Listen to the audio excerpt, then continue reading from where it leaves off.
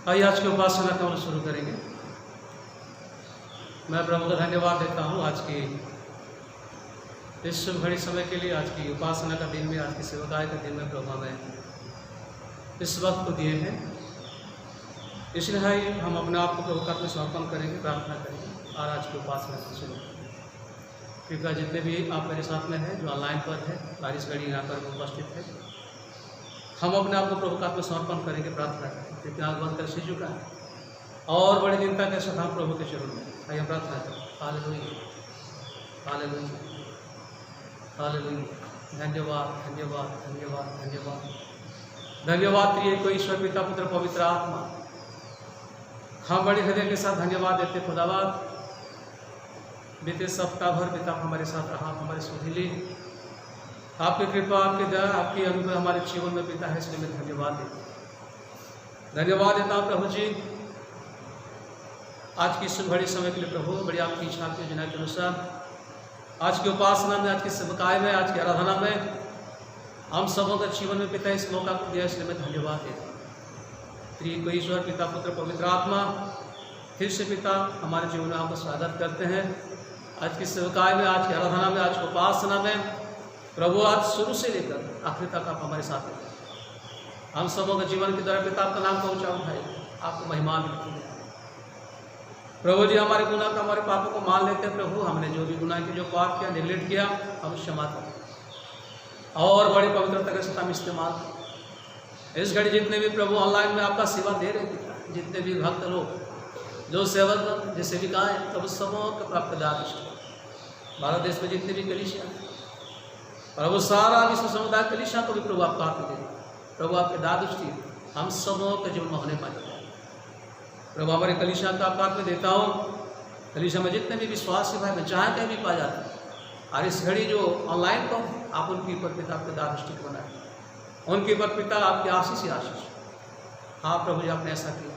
धन्यवाद के साथ हम अपने आप को, आज की उपासना को, आज के गीतों को, वचन के निवेदन को, आगे का सारे समय प्रभु आपका हाथ में देते हैं। ये छोटी सी निवेदन ईश्वर के नाम से मांगता हूँ, सुंदर पावन का आमीन। आइए हम प्रभु की स्तुति के लिए, प्रभु की महिमा के लिए गीत को गाएंगे। और जितने भी आप लोग मेरे साथ में हैं, ऑनलाइन पर आप देख सकते हैं, सॉन्ग नंबर 105, सॉन्ग नंबर 105।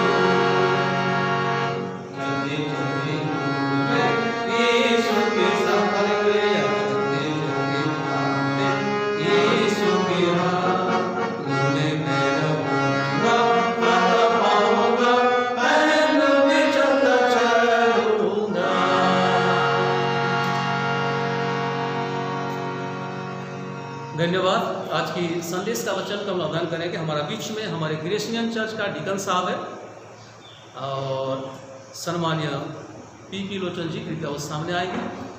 आज की स्क्रिप्चर का अध्ययन करेंगे प्रेरितों के काम चैप्टर 12 वर्स 1 to 11। हमारे डिकन साहब, हमारे ग्रेसियन चर्च का हमारे डिकन साहब अध्ययन करेंगे आज की स्क्रिप्चर को, प्रेरितों के काम 12 का 1 से लेकर 11 तक। कृपया इधर आ जाइए।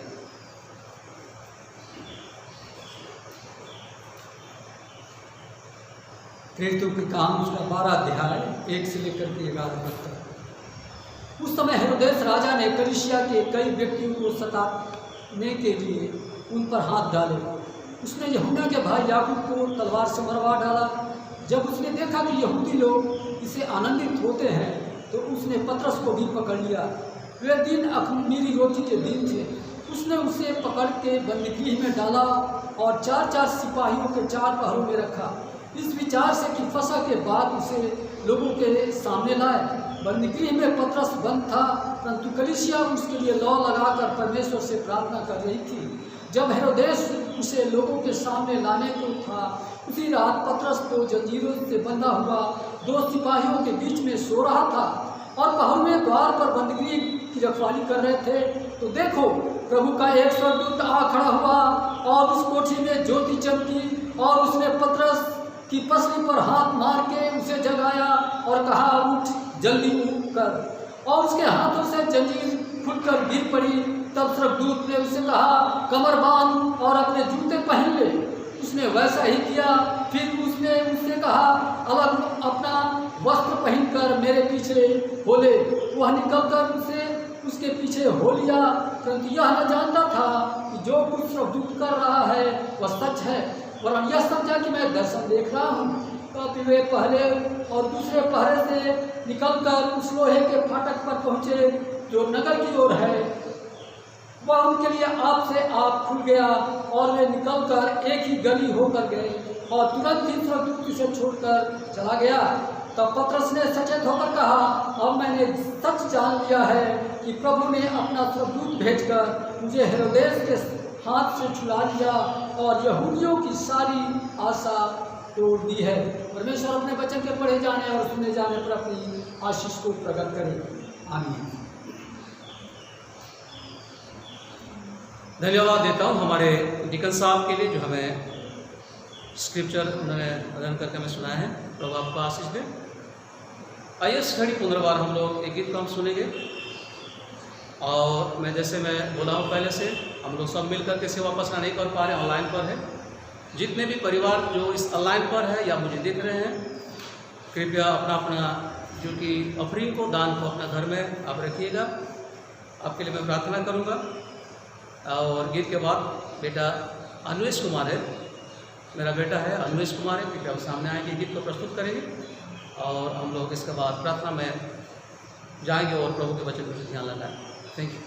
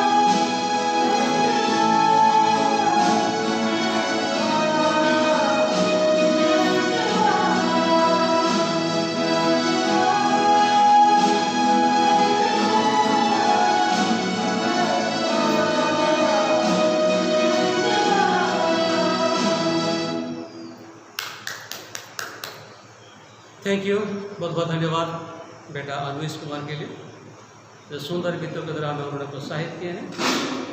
प्रभु आपको आशीष दें। आइए आगे बढ़ेंगे, हम लोग प्रार्थना के उससे आगे बढ़ेंगे। फिर से मैं निवेदन करूँगा, हमारे बीच में हमारे डीकन साहब हैं, कृपया सामने आएंगे। आज की प्रार्थना करेंगे तमाम पीड़ितों के लिए, जो बाहर में हमारे जवान लोग फंसे हुए हैं, नहीं आ पा रहे, उनके लिए, तमाम परिवार के लिए, और आज के दान के लिए, आज के वचन के लिए कृपया और प्रार्थना में होगा। कृपया सामने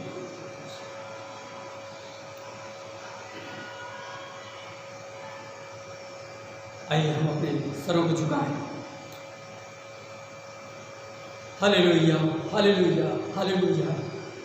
पवित्र पवित्र पवित्र पवित्र सेनाओं के परमेश्वर यहोवा, धन्यवाद और स्तुति के योग्य हमारे प्रभु यीशु राजा, आपके नाम की प्रशंसा और बड़ाई हम सब के द्वारा जितने यहाँ पर उपस्थित हैं पिता, आत्मा की गहराई से, हृदय की गहराई से पवित्र आत्मा परमेश्वर आपको पुकारते हैं प्रभु। तमाम आशीषों के लिए हम धन्यवाद देते हैं राजा, जो कि आपने हमें नाम बनान दिया है प्रभु यीशु राजा। आज के इस पवित्र दिन में पवित्र आत्मा परमेश्वर यहोवा, आपने अपनी उपस्थिति में हमें आनंदित और मगन होने दिया प्रभु।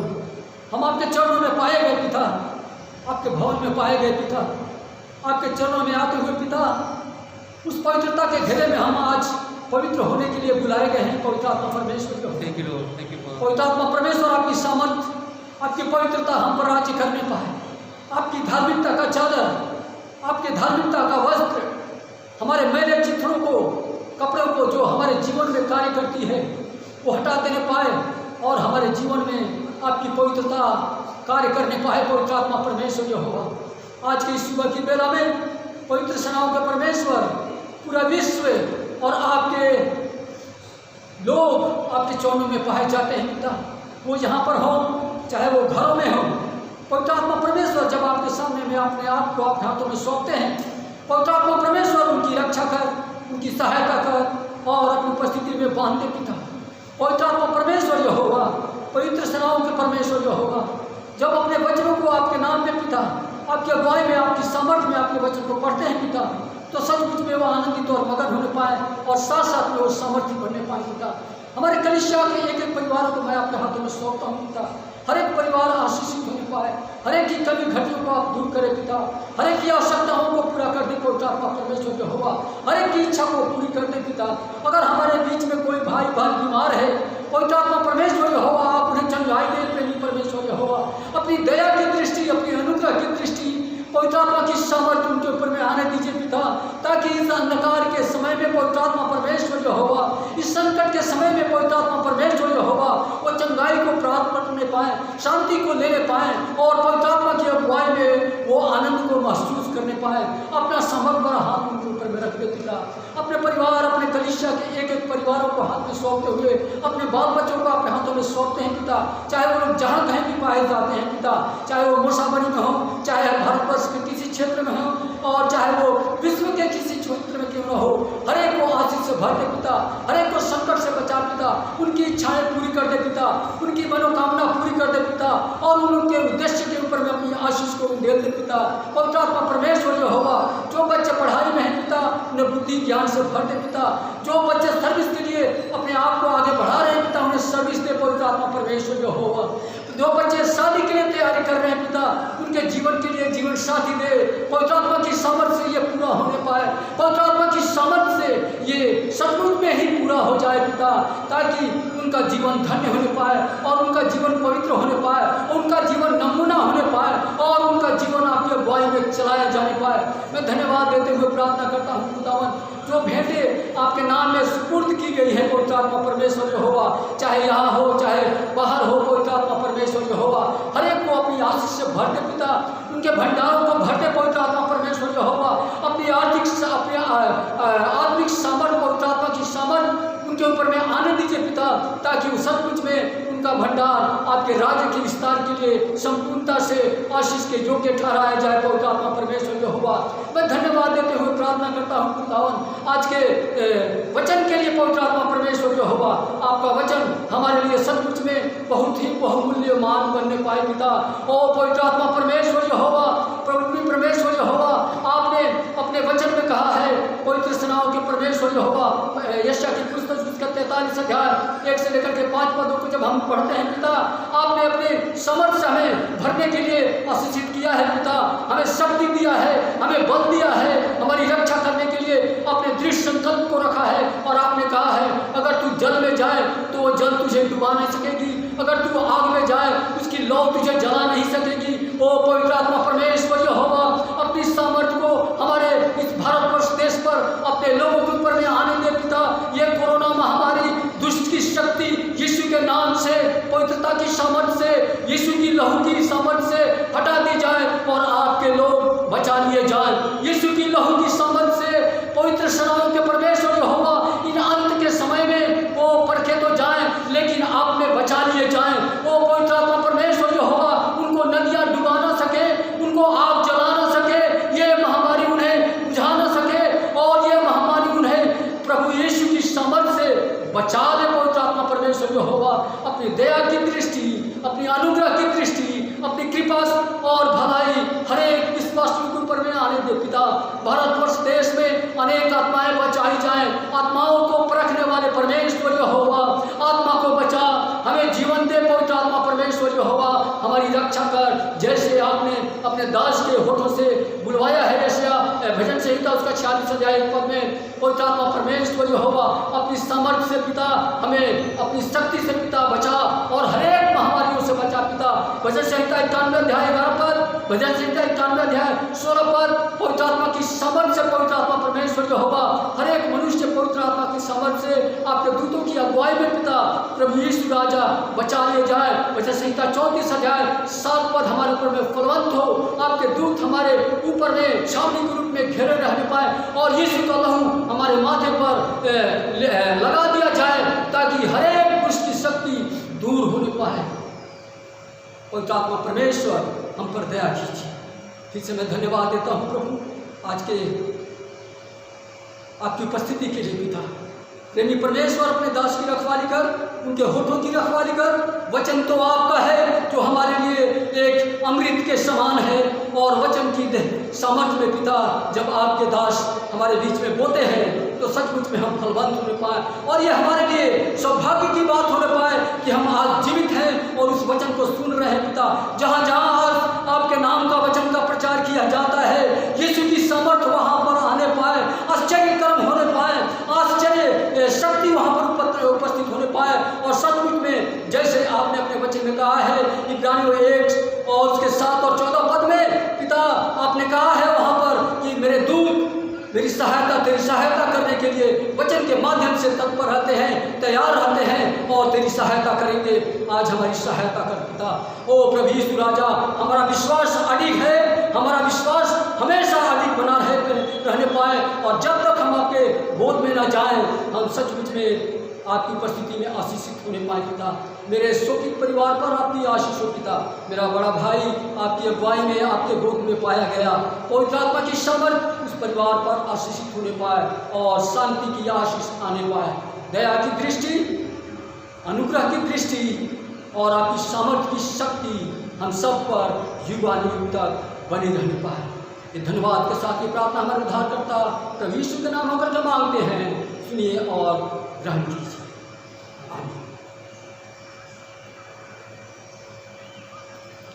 धन्यवाद देता हूँ हमारे डिकन साहब प्रार्थना के नाम अगुवाई के हैं। प्रभु आपको आशीष दे। सबको जय मसीह की। प्रभु का स्तुति हो, प्रभु का महिमा हो। आप लोग की इच्छा, प्रभु की योजना के अनुसार प्रभु हमें सुंदर वक्त को दिए हैं। हम हर संडे जो है हमारे समय जो है 7:30 बजे हम यहाँ पर आते हैं और मैं बड़ी तहे दिल से धन्यवाद देता हूँ जितने भी हमारी कलीसियाँ या जितने भी हमारे फ्रेंड सर्कुलर जो ऑनलाइन पर हमारे सेवा में शामिल होते हैं, संदेश को सुनते हैं, बड़ी हृदय के साथ मैं धन्यवाद देता हूँ। प्रभु आप सबको आशीष दें। मेरे प्यारो, ये अंतिम दिनों में हम ला चुके हैं। आज ये धरती का हालात जैसा है, हमें ये आवश्यकता है कि प्रार्थना के साथ, सेवा के साथ, भक्ति की सत्ता में आगे बढ़ने की जरूरत है। इसलिए मैं धन्यवाद देता हूँ जो आप लोग उत्साहित हैं, हमें प्रोत्साहन देते हैं और प्रभु में आप लोग बने हुए हैं। भले हो सकता है कि हम लोग आपस में चर्च के अंदर में आप सेवा नहीं कर पा रहे हैं, सब मिल करके, लेकिन हम लोग एक माध्यम, एक सोशल मीडिया के माध्यम से जो है कि हम लोग आपस में मिल रहे हैं। इसलिए मैं प्रभु का धन्यवाद देता हूं। हालेलुया। जो आज की जो स्क्रिप्चर का हम अध्ययन किए हैं, प्रेरितों के काम चैप्टर 12 वर्स 1 से लेकर हम लोग 11 तक पढ़ चुके हैं। और आज की मेरा थीम जो है, मेरा सब्जेक्ट है, जो आज मेरा जो संदेश जो है, क्या आप बंदी हैं? क्या आप कैद हालात में हैं? हम लोग बीते 3 महीना से जो है लॉकडाउन पर है। जब मैं किसी से मिलता हूं या फोन में बात करता हूं, एक ही बात पहले आता है कि पास्टर साहब हम लोग कुछ नहीं कर पा रहे, हम लोग घर में क्या है, कैद में, जैसा कि मानो हम लोग जेल में है, बंदी में। मैंने इस पुस्तक के बारे में थोड़ा बहुत आपका ध्यान दिलाना चाहता हूं। और प्रेरित पुस्तक का जो लेखक लूका है, भले हो सकता है कि प्रेरित पुस्तक को एक इतिहास पुस्तक के रूप में जाने जाते हैं नया नियम में, लेकिन और उससे पहले भी हम देखते हैं कि लूका के समाचार में भी लूका जो लिखते हैं, और उन्होंने यीशु मसीह के बारे में सारी चीज़ों को प्रकट करते हैं। लेकिन ये प्रेरितों के काम की पुस्तक में जो लूका जो लिखते हैं कि तमाम प्रेरितों के बारे में, स्पेशली पौलुस की जीवनी के बारे में, उनकी सेवकाई के बारे में, उनकी मिशनरी यात्रा के बारे में भली भांति वो दर्शाते हैं। और इस घड़ी जो है, जब वो लिख रहे थे, इस घड़ी जो है कि रोम में, जेल में, मानो वो कैद हालात में थे। और ये जो कि प्रेरित पुस्तक का जो कि लिखने का समय जो होता है, माना जाता है, शास्त्री लोग कहते हैं 60 AD से लेकर 65 AD में लिखा गया है। आप मेरे साथ में है? हालेलुया। तो चाहे कुछ भी क्यों ना हो, प्रेरित पुस्तक के माध्यम से हमें बहुत सारे शिक्षा मिलती है। प्रेरितों के जीवन के माध्यम से, पौलुस के जीवन के माध्यम से, उनकी गवाही के माध्यम से। इसलिए हमारे जीवन में आवश्यकता है कि हमें बड़ी गहराई से इसको ध्यान लगाने का जरूरत है। आज की मैं संदेश की ओर से आगे बढ़ूंगा। आज का मेरा ये संदेश है, मेरा ये सब्जेक्ट है। मैंने कहा, क्या आप कैद हालात में घर में? मेरे करो, कई बार मनुष्य जो है जानबूझ करके पाप करता है, गलती कर लेता है, और उसका जिम्मेदारी खुद ही है। इस बात पर ध्यान दीजिएगा। ये भी माना जाता है कि ये जो सारा धरती पर इस महामारी जो फैली हुई है, भले सकता है कि खुदा की ओर से जब तक अनुमोदन नहीं होता है, दुनिया पर पत्ता भी नहीं हिलती, ये सच है। लेकिन कहीं ना कहीं हमें ऐसा महसूस होता है कि मनुष्य की गुनाह के कारण, मनुष्य की पाप के कारण ये हालात हुआ है। और शायद जो कि मनुष्य कभी सोचा भी नहीं था कि ऐसा एक दिन आएगा। और छोटे से लेकर बड़े तक, बड़े से लेकर छोटे तक, चाहे बलवान हो, चाहे धनवान हो, चाहे कोई भी क्यों ना हो, हर एक लोग जो कि कैद हालात में है। मेरे प्यारो, शैतान जो कि हर समय हमारा जीवन में प्रयास करता है, क्या करने के लिए? हमें इस प्रकार का हालात में लेने के लिए। लेकिन मैं ये कहना चाहता हूं, जब हम परमेश्वर की ओर से, ईश्वर की ओर से हम ताकते हैं, समर्पण होते हैं, तो हमारी स्थिति जो है कि निर्माण हो जाता है। शायद इसलिए सारा दुनिया का भक्त लोग, सेवक लोग, सेविकाएं घुटने के बल पर आते हुए प्रार्थना निवेदन कर रहे हैं, प्रभु हमें बचा दीजिए, हमें सुरक्षा दीजिए, महामारी को हटा दीजिए, ये सारी जो कि महामारी हट जाए। और अवश्य परमेश्वर क्या करेंगे? हमारे निवेदन को, हमारे दुहाई को सुनेंगे, उसमें कोई संदेह नहीं। मैं ये भी कहना चाहता हूं कि मनुष्य सांसारिक बातों में इतना खो गया, मनुष्य सांसारिक आवश्यकता में इतना खो गया है कि क्या हो रहा है अभी भी अता पता नहीं। आज जो कि आप देख रहे हैं हमारे भारत देश में भी जो कि जो महामारी भयंकर रूप जो ले रहा, कारण क्या है? आज भी लोग जो है कि इसका कोई परवाह नहीं कर रहे, कोई जागृति नहीं है, कोई सचेतन नहीं है, गलती के ऊपर गलती करके बैठ रहे, इसलिए ये हालात उत्पन्न हो रहा है। मैंने एक मैगजीन में पढ़ रहा था, इंग्लैंड का एक व्यक्ति विशेष है जो है, जिनका नाम विलियम जॉयस। ये ऐसा एक व्यक्ति विशेष है, ऐसा एक कारीगर है, उन्होंने सोना का यानी गोल्ड का सारे जो कि गहना जो बनाते थे और ऐसी जगह पर लेकर कर रखते थे, बहुत बड़ा एक उसका बक्स था। एक दिन ऐसा हुआ कि वो कितना खो गए थे, उसका सारे जो कि गोल्ड की गहना या तमाम चीज़ों के बनाते हुए लेकर के जब रख रहे थे, उनका घर में या कोई किसी ने अनजाने में क्या कर दिया, उनको वो बॉक्स को बंद कर दिया। वो कह रहे बॉक्स के अंदर में जहाँ पर गोल्ड रखा गया है वो ऐसे खो गए थे, वो कुछ भी नहीं कर पाए, बड़ा हैवी है, वो बंद कर दिया, वो निकल नहीं पाए। अच्छा हुआ कि बड़ा बक्स था, ऑक्सीजन भी मिल रहा था कहीं से और से, और बिस्किट भी उनके पॉकेट में था। लेकिन उनके घर में जो न्यूज़पेपर देने वाला जो आते थे, न्यूज़पेपर देते थे, लेकिन न्यूज़पेपर उन्होंने नहीं उठाया। 3 दिन से जो कि पड़ा हुआ है, चौथे दिन में भी जो कि उन्होंने लिया। तो महसूस हुआ कि घर का जो कि दरवाज़ा तो बंद है, लेकिन घर का अनार में तो कोई है, लेकिन पेपर क्यों नहीं पढ़े, पेपर क्यों नहीं ले रहे। तब उन्होंने पुलिस को फ़ोन किया और पुलिस आकर उन्होंने क्या किया, इंक्वायरी किया। इंक्वायरी करने के बाद, चारों से छीनबीन करने के बाद, पुलिस जब उस अलमीरा कहेंगे जहाँ पर जो कि गहना रखा हुआ था, जहाँ पर वो कैद हालात में थे, जब उसको निकाल रहे हैं तो वहाँ पर व्यक्ति क्या है, वो पड़ा हुआ है। मैं इस बात को कहने का मतलब यही है कि कई बार हम सांसारिक चीजों में, सांसारिक बातों में इतना खो जाते हैं, सांसारिक चीजों में इतना अपने आप को शामिल कर देते हैं, तो आगे क्या हो रहा है, पीछे क्या हो रहा है और क्या हो रहा है, हमको कुछ समझ में नहीं आता। मानो हम सांसारिक बातों में शैतान की बस में हम जो क्या हो जाते हैं, कैद हो जाते हैं। इसलिए मैंने ये सवाल किया शुरुआत में, मेरा सब्जेक्ट भी यही है, क्या आप कैद है, क्या आप जेल में है, क्या बंदी अवस्था में है, क्या शैतानिक हरकतों में आप पड़े हुए हैं। मैं इस बात को आपको कहना चाहता हूं। तो मेरे प्यारों, कहने का मतलब यही है कि जब हम आध्यात्मिक जीवन में जब नहीं जीते हैं, प्रभु के साथ नहीं चलते हैं, तो मानो हम कैद हालात में। जब हम धार्मिक जीवन नहीं जीते हैं, आध्यात्मिक जीवन में नहीं जीते हैं, सांसारिक बातों में, सांसारिक चीजों में खोए हुए हैं, दिन रात जो कि हम लोग वास्तव में सांसारिक बातों में खोए हुए हैं, तो मानो आज भी हम लोग क्या है, कैद है। मैं निवेदन करूंगा, कृपया कुछ पद पढ़ाने के मैं चाहूंगा। तीसरी योना, प्रकाशित वचन से पहले यहूदा इसको से पहले देखिएगा, तीसरी योना 9 और 10 पद।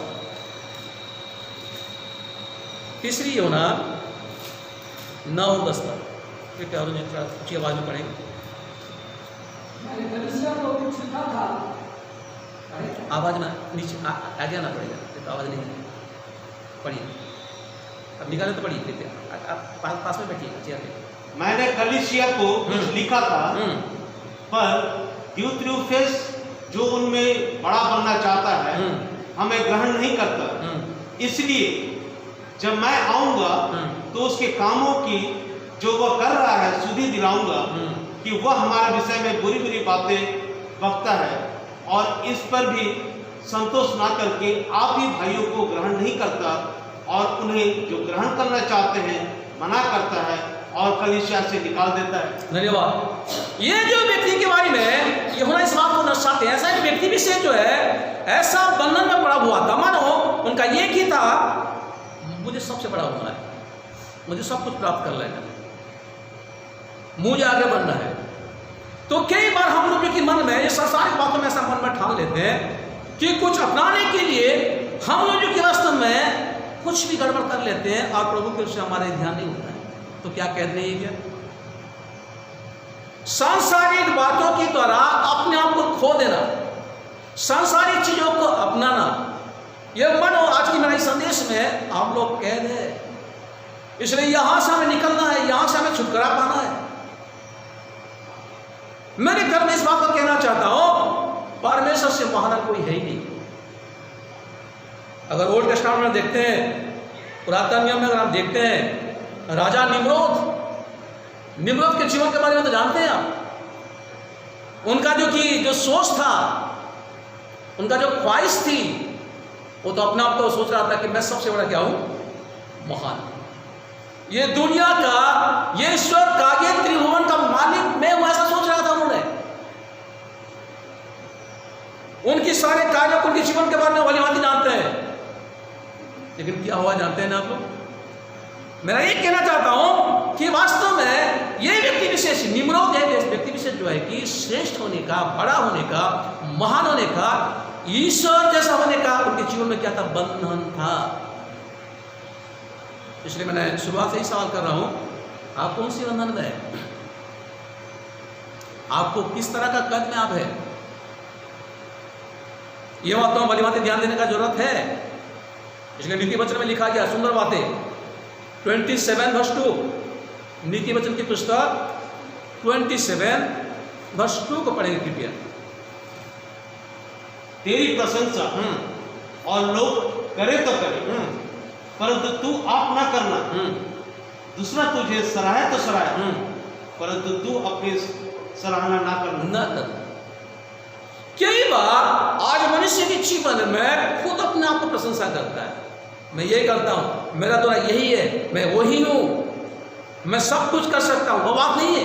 राजा सुलेमान में कि एक अनुभवी राजा, उन्होंने इस बात का दर्शाते हैं, नीति वचन 27 का जो 2 में ये बात को कहते हैं, तुझे अगर कोई प्रशंसा करे तो करे, तुझे अगर कोई सराहते हो सराहे, लेकिन तू खुद ना तेरा प्रशंसा तो करना या तू अपने आप को सराहना।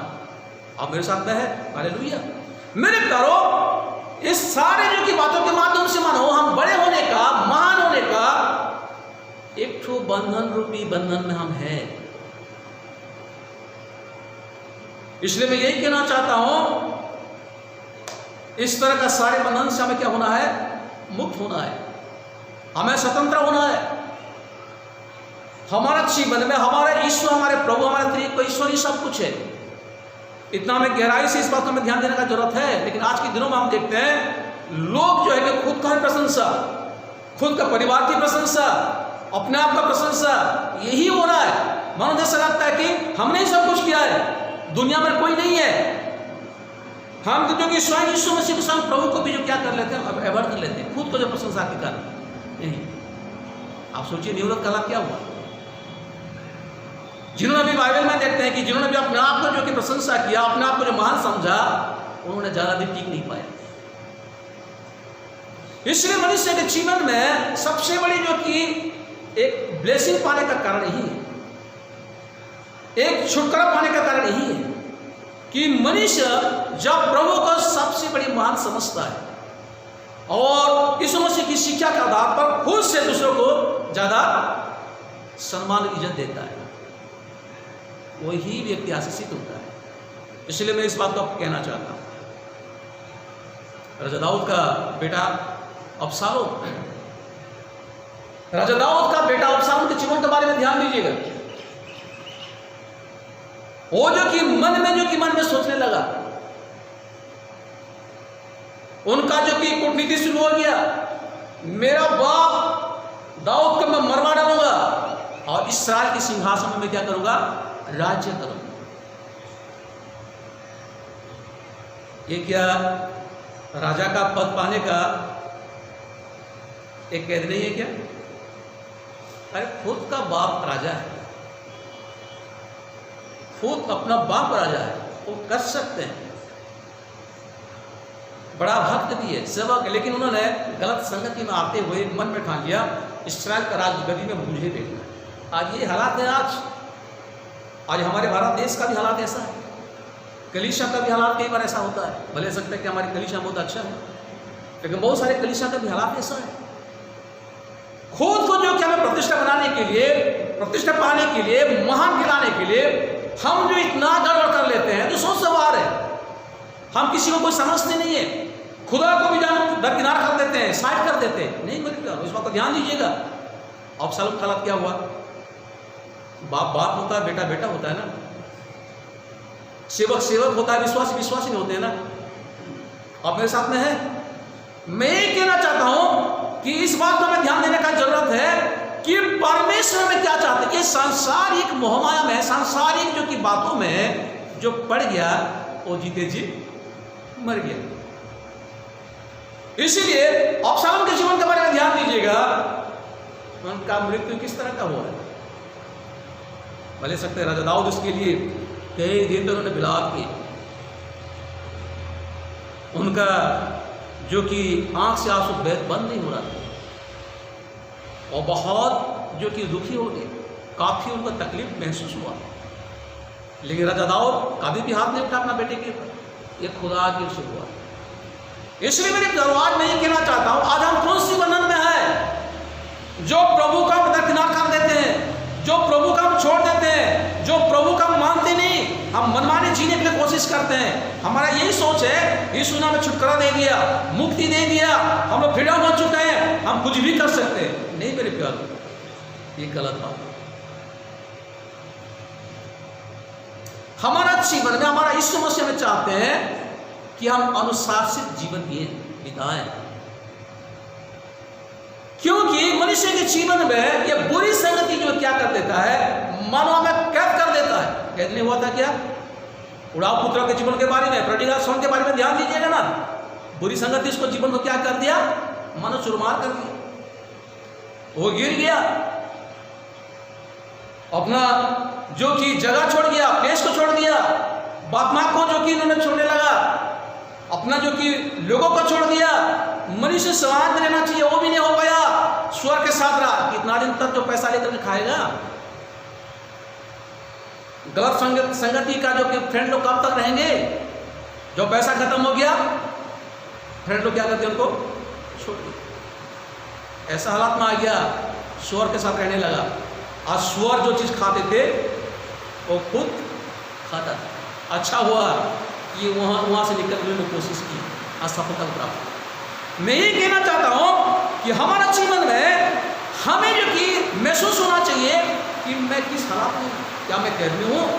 याद रखिएगा, आपका जीवन में सही है, यानी हमारा जीवन में सही है, हम सही मार्ग में है।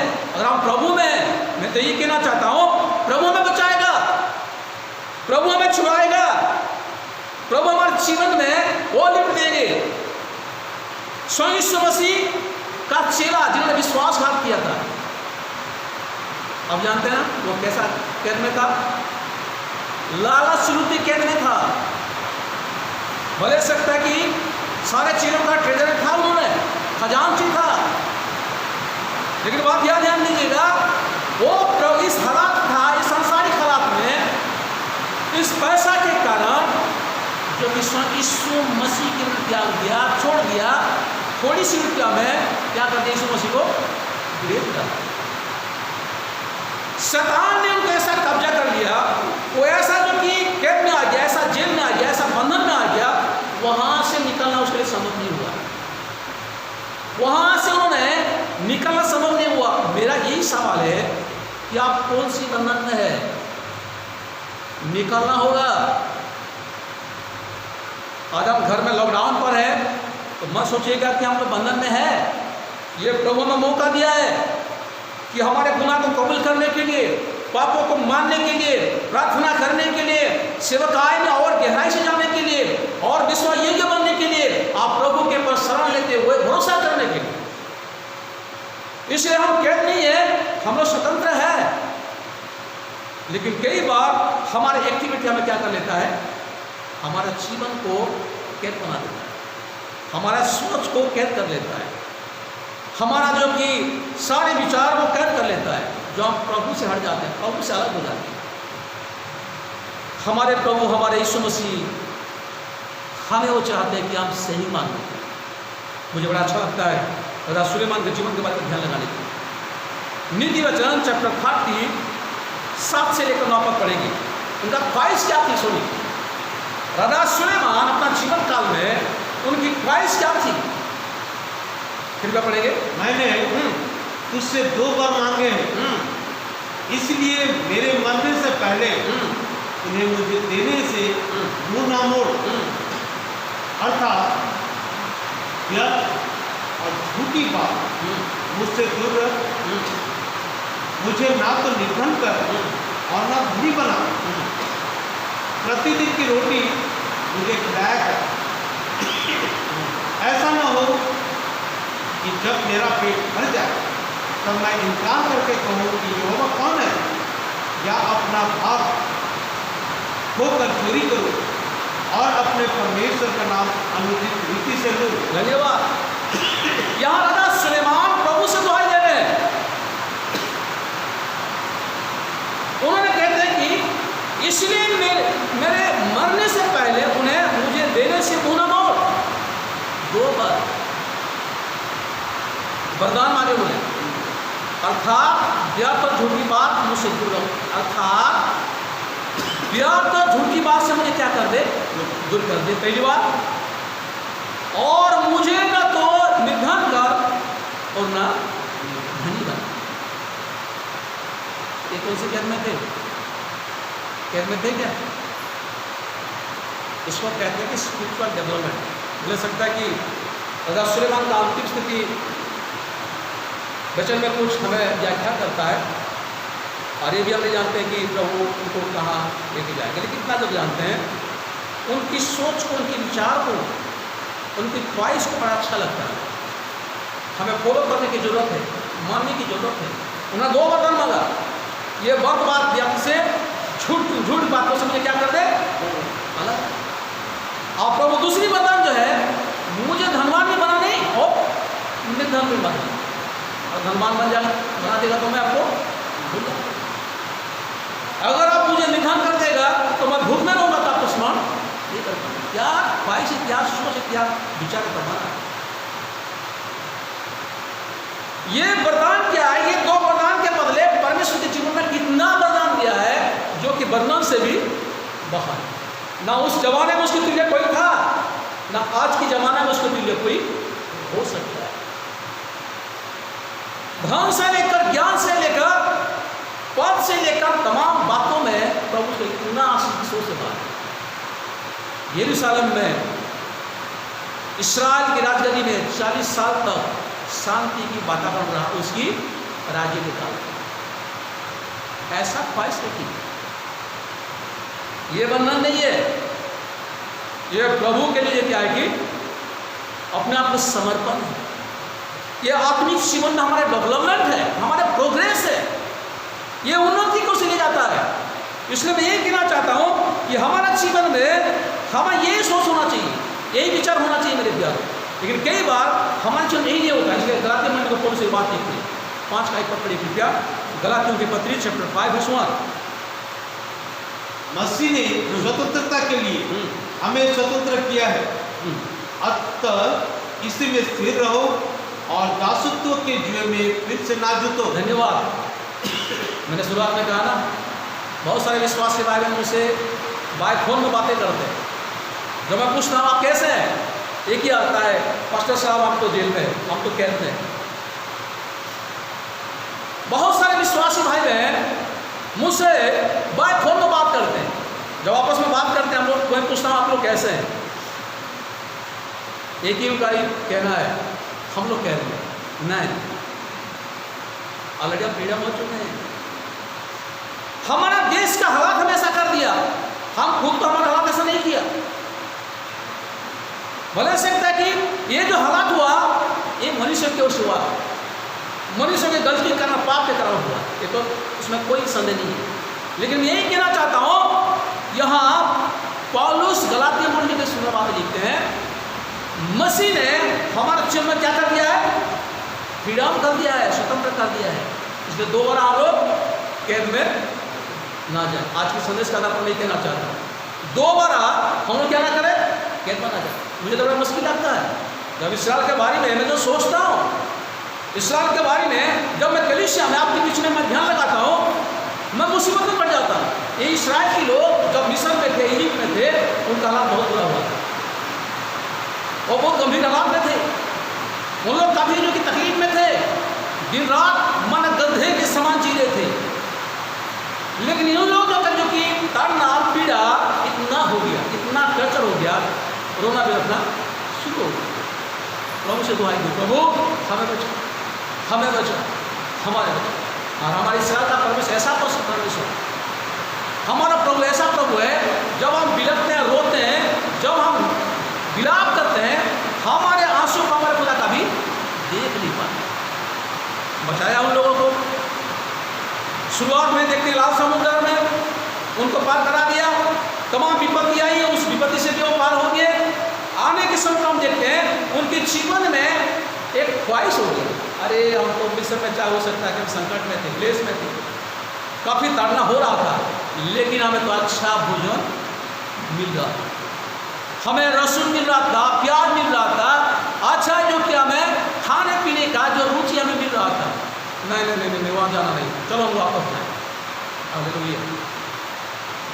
कई बार मनुष्य की स्थिति को परमेश्वर देखते हुए उन्हें फ्रीडम देता है, प्रभु को क्या करता है, रिलीज कर देता है, उनको स्वतंत्र कर देता है। लेकिन हाय आज मनुष्य फिर कैद होना चाहता है, फिर पाप करना चाहता है, फिर प्रभु के वचनों की बलवार करना चाहता है, फिर जो कि प्रभु का दोष लगाता है, फिर प्रभु से किनारा हो जाता है, फिर प्रभु से जो रिलेशनशिप की जो कि वास्तव में खत्म कर देता है। क्या आप कह रहे हैं? मैं आपको डिस्करेज नहीं करा रहा हूँ, आज का हालात ऐसा है और मनुष्य के जीवन में स्थिति, इसलिए मैं वही उत्साहित करना चाहता हूँ, आप प्रभु में रहिए, प्रभु के साथ अच्छा ताल्लुक रखिए, प्रभु में बने रहिए, प्रभु आपको पढ़ाएगा। अगर आप कैद है तो प्रभु कभी भी देख नहीं पाएगा, आप ध्यान दीजिएगा। और जब स्क्रिप्चर का मैंने आधान कराया, 1 कोरिन्थियों पुस्तक चैप्टर 12 1 से लेकर 11 पद का मैंने अध्ययन किया हो, ऐसा घटना कैसा इंसिडेंट को हम देखते हैं। अगर सुबह होता तो पतरस का क्या होता? आप मेरे साथ में है जितने भी है, अगर सुबह होता तो पतरस का प्राण अवश्य चला जाए।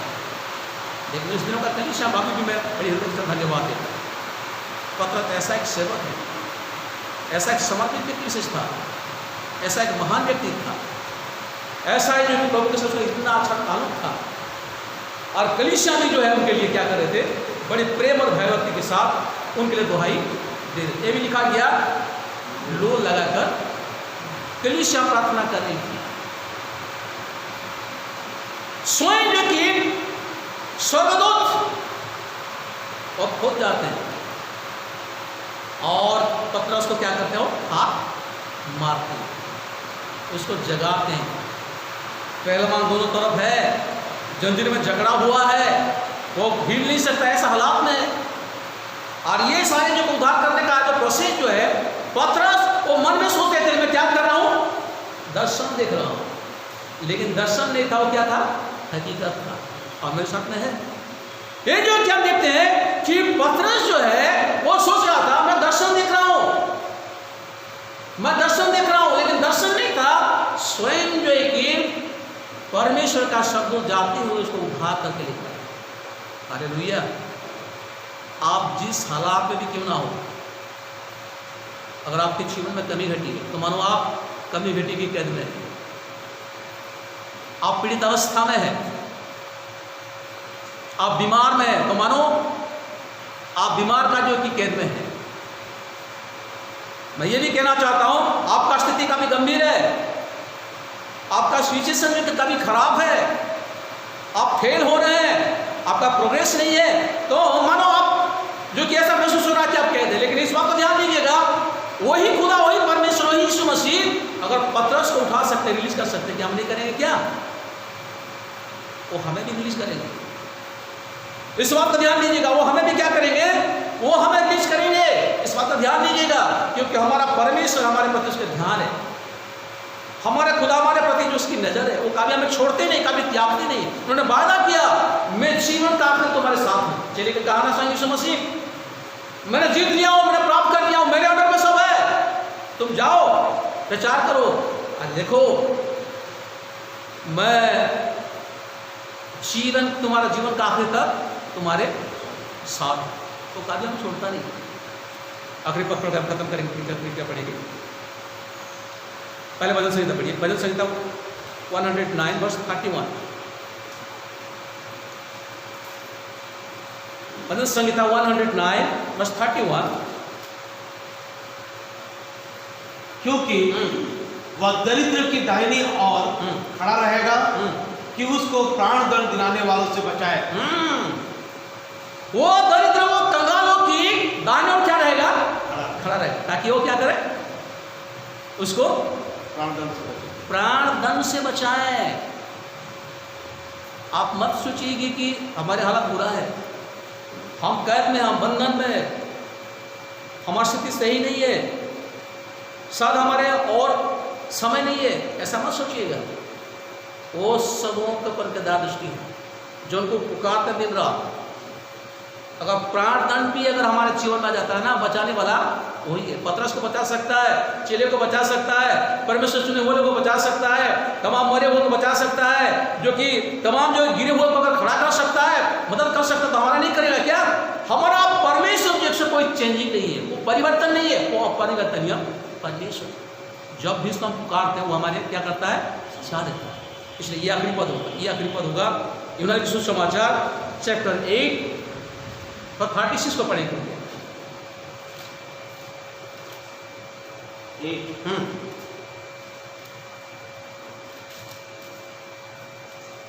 36 लिख गया। इसलिए यदि पुत्र तुम्हें स्वतंत्र करेगा तो सचमुच तुम स्वतंत्र हो जाओगे। और कहीं कैद से अगर मुक्त होना है, ये बंधन से अगर मुक्त होना है, आपको अगर फ्रीडम होना है, तो यहां पर यूहन्ना यीशु मसीह के चेला ये सुंदर बात को प्रकट करते क्या लिखते हैं? ये बड़ी सुंदर बात लिखी गई है। हाँ, यदि पुत्र तुम्हें स्वतंत्र करेगा, पुत्र तुम्हें स्वतंत्र करेगा तो सचमुच तुम स्वतंत्र हो जाओगे। तो सचमुच तुम स्वतंत्र हो जाओगे। अगर यीशु मसीह आपको अगर स्वतंत्र करने वाले हैं, तो दुनिया में कैद करने वाला कोई नहीं है। यीशु मसीह की दृष्टि हमारे ऊपर है, हमारे परिवार के ऊपर है, हमारे लोगों के ऊपर है, हमारे ऊपर है। तो ये दुनिया में हमें कोई भी कैद नहीं कर सकता है, अरेस्ट नहीं कर सकता है, जेल नहीं भेज सकता है। हमारे हालात जितने भी मैंने कैद का जो कि हालात को जो आपको मैंने बताया, ये चीज़ हमारे जीवन में कभी भी हमारे ऊपर प्रबल नहीं होगा। इसलिए मेरे प्यारो, हम विश्वास के साथ हैं। कलीसिया का मैं यही निवेदन करता हूँ, आप प्रार्थना करते रहिए। जितने भी जो कि आप इस ऑनलाइन पर हैं, आज की सेवा में जुड़े हुए हैं, वचन को सुने। पुत्र आपको कैद कर सकता है, जो कि पुत्र आपको रिलीज कर सकता है कैद से, वो स्वतंत्र कर सकता है, फ्रीडम कर सकता है। इसलिए हम जिस हालात में भी क्यों ना हो, आइए प्रार्थना करेंगे। प्रभु आपको बढ़ाएगा, प्रभु आपको मुक्त करने चलेगा। आइए प्रार्थना करेंगे। प्रभु इस वचन के द्वारा हम सबको आशीष। आमीन। प्यारे बाप, प्यारे यीशु, एक ईश्वर पिता पुत्र पवित्र आत्मा, मैं बड़े हृदय के साथ धन्यवाद देता हूँ प्रभु, आपकी उपस्थिति में आपकी अगुवाई। हमने आपसे प्रार्थना के साथ आज की सेवा को शुरू की और आपकी उपस्थिति के द्वारा खुदाबंद ये संपन्न होने जा रहा है। इसलिए मैं धन्यवाद देता हूँ, धन्यवाद देता हूँ कि ताबा में बातें की, चाहे कोई भी हालात में क्यों ना, कुछ भी स्थिति हमारे कुछ भी क्यों ना हो, बंधन से, कैद से छुटकारा देने वाला, स्वतंत्र करने वाला, फ्रीडम करने वाला यीशु आप है। आपके पास सब कुछ है प्रभु, इसलिए मैं धन्यवाद देता हूँ। जितने भी पीड़ित अवस्था में, जितने भी दुख में हैं, जितने भी इस महामारी के समय पर हमारे जो जवान लोग बाहर में फंसे हुए, माँ बाप जो कि काफ़ी दुखी है, अशोकित है कि उनके बच्चों को नहीं देख पा रहे, प्रभु इस सबक को रिलीज कर, सबक को ख्वाहिश को तो पूरी कर। धन्यवाद देता हूँ खुदाबंद। यहाँ पर हमारे तमाम सहयोगी, हमारे डिकन साहब, कीर्तन साहब, उनके परिवार के ऊपर आपका दया दृष्टि हो, अरुण जी के उनके परिवार के ऊपर कृपा आपका अनुग्रह हो, भाई प्रेमानंद के परिवार के ऊपर प्रभु आपका आशीष, मेरे पर, मेरे घराना के ऊपर आपका आशीष। कलीसिया में जितने भी विश्वासी भाई बहन जो आपके संदेश को सुने या सुनेंगे, उनके ऊपर, उनके बाल बच्चों के ऊपर, उनकी कमाई के ऊपर, उनकी आवश्यकता के ऊपर, सबों के ऊपर आपका आशीष। फिर से खुदावन, न कि हमारा भारत देश, सारा धरती पर जो कि महामारी जारी है, हम इस समस्या के नाम से ही सारी महामारी को खाड़ कर फेंकते हैं। प्रभु आपका आशीष को घोषणा करते हैं, सब कुछ स्वाभाविक हो जाए, एक अच्छा जिंदगी हमारा हो। ये जो हम कैद हालात में तो सोचते हैं खुदावन, ये हमारे लिए प्यारे प्रभु एक आशीष का कारण बनने पाए हो जाए। आपने ऐसा के धन्यवाद के साथ अपने आपको आज के वचन के निवेदन को, आज के दिन भर की सुरक्षा को, आगामी दिन का सारी योजना को प्रभु आपका आपने देती हुई ये छोटी सी निवेदन ईश्वर के नाम से मांगता हूँ, सुंदर कबूल करो। आमीन। उस समय पिता परमेश्वर की प्रेम, प्रभु यीशु के अनुग्रह, पवित्र आत्मा का शांति, शक्ति, सहभागिता हम सबों के साथ, विशेष ये पृथ्वी पर जितने भी विश्वास के में वास करते, छोटे से लेकर बड़े तक, अब से लेकर यीशु मसीह के दूसरे आगमन तक होती है। आमीन।